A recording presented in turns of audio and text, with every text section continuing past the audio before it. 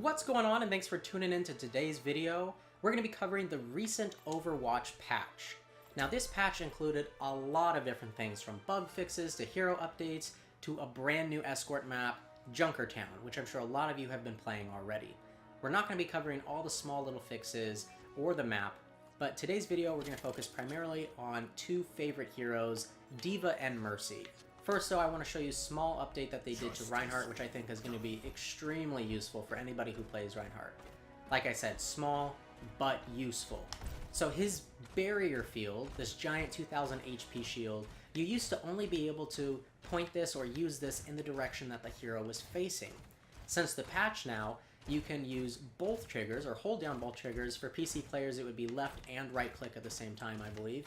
And you can now rotate the camera around Reinhardt to sort of watch for flankers, see what's going on your 6, and generally just have better situational awareness.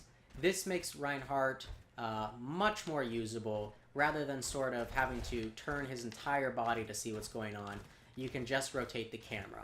So, small update, but very, very useful, that camera rotation. Now let's jump right into D.Va. The biggest update with her, of course, is her new ability, Micro Missiles. But I want to also point out a few smaller things.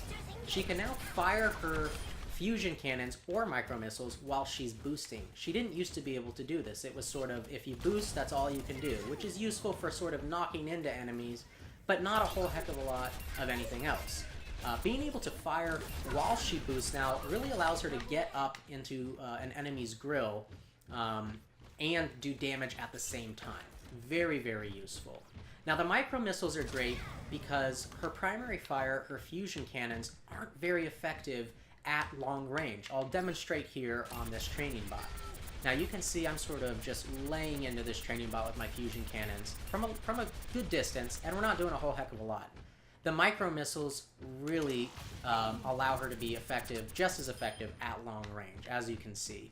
They're also good for crowd control. They can't necessarily take out a full health enemy just by themselves, but if you can do a little bit of poke damage before you pop the micro missiles, they're really good finishers. Now, as great as these micro missiles are, they do come at a cost.